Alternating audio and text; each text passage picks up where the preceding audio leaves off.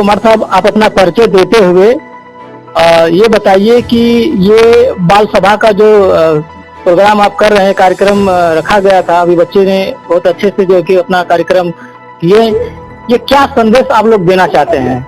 इनके जीवन में भी ऐसा कोई संदेश दें या फिर क्या उस पे है बताइए।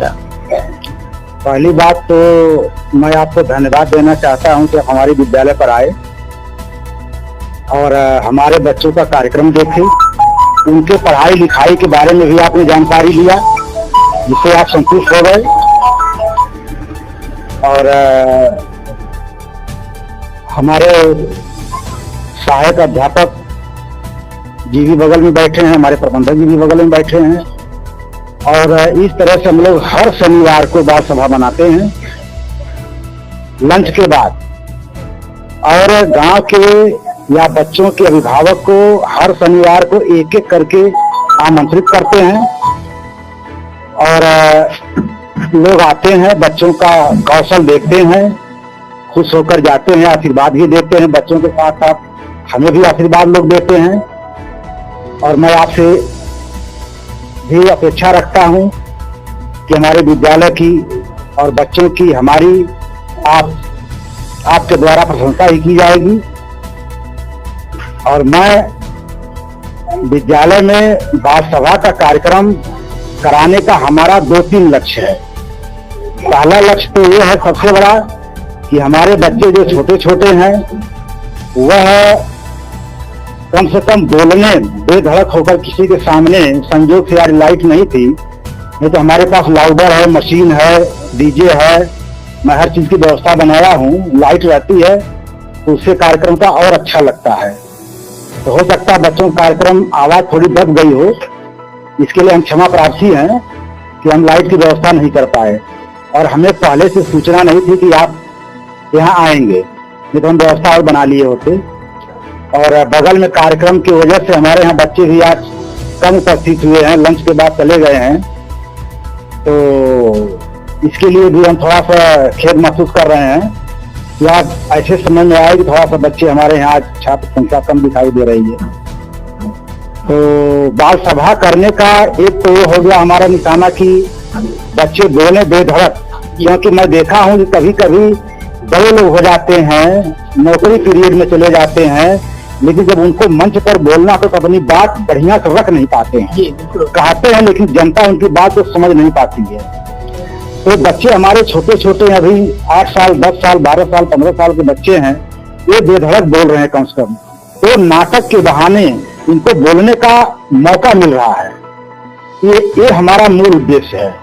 दूसरा उद्देश्य है कि मैं जो भी कार्यक्रम करवाता हूँ उसमें हमारा कोई न कोई भाव छिपा रहता है और उसमें जैसा नाटक हो, जैसे अभी आपके सामने पेश किया गया सुदामा श्री कृष्ण जी का नाटक, उसमें भाव छिपा है अमीरी गरीबी का। अगर उस तरह से हर गरीब तो हर अमीर अगर अपना ले तो हमारे देश से गरीबी मिट सकती है।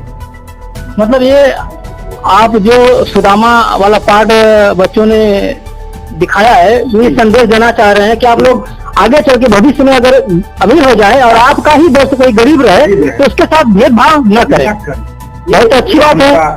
और मैं इसके साथ साथ इन बच्चों के साथ साथ समाज को भी दिखाना चाहता हूँ कि अगर हमारे समाज में कोई बहुत ऊंचा हो गया है तो गरीब की मदद करे, उसको अपनावे, ताकि वो भी नहीं उसके बराबर तो कुछ लेवल पर समाज में चला जाए, ये गरीबी कम से कम दूर हो जाए।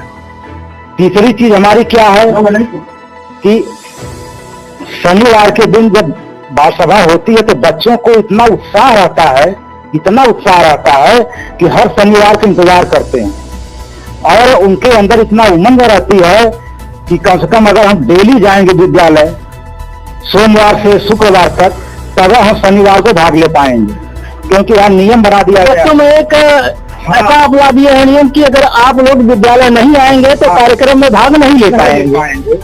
इससे जो है कि बच्चों की उपस्थिति अनिवार्य हो ही जाती है। इससे बच्चों में इतना उत्साह भर गया है कि ये सोमवार से लगातार हमेशा समय से समय आते हैं और बिना बुलावे, क्योंकि इसके पहले मैं देखता था यहाँ जो भी टीचर थे बेचारे मोटरसाइकिल से साइकिल से दौड़ दौड़ के घर घर से बच्चों को जिताते थे। अब हमको जुटाना नहीं पड़ता है, बच्चे अपने आप समय से आते हैं और उनको ये रहता है कि कब शनिवार आ जाए। उस शनिवार के इंतजार में डेली आते हैं, पढ़ाई लिखाई बढ़िया से करते हैं।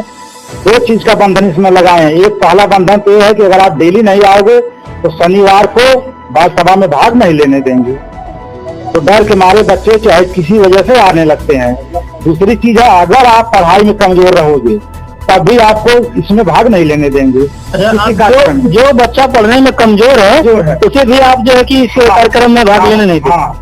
अच्छा, तो हम बच्चों को न मारते हैं, न डांटते हैं, न फटकारते हैं। मेरा सजा देने का यही तरीका है कि जैसे मान लीजिए मैं किसी बच्चे को दिया ए से जेड तक याद कर लेना 2 दिन में, 3 दिन में, 4 दिन में। अगर वह 3 दिन में, 4 दिन में याद नहीं किया तो अगले शनिवार को हम उसको कार्यक्रम में भाग लेने नहीं देते हैं। उससे गाना नहीं गवाते हैं, उससे डांस नहीं करवाते हैं, उससे कहानी नहीं सुनवाते हैं। तो वह बच्चा नर्वस होता है, तो नर्वस होता अगले सोमवार से जम करके उसको याद करता है। इस बाल सभा से हमको ये लाभ मिला है और हमारे बच्चे दिन पर दिन प्रोग्रेस होते जा रहे हैं। इनके कार्यक्रम से, इनके पढ़ाई से मैं संतुष्ट हूँ, गार्जियन भी यहाँ के संतुष्ट हैं। अच्छा, आप जो संदेश देना चाह रहे हैं बच्चों को और उनके गार्जियनों को कि बच्चों को केवल प्यार से गीतों के माध्यम से, सीखों के माध्यम से सिखाया जा सकता है, तो आप ऐसा कर रहे हैं। अब देखिए, अभी समय शिक्षा जो चल रही है, पहले हम लोग जमाने में था दूसरी शिक्षा थी, दूसरी व्यवस्था थी। हम लोग गुरु जी मारते पीटते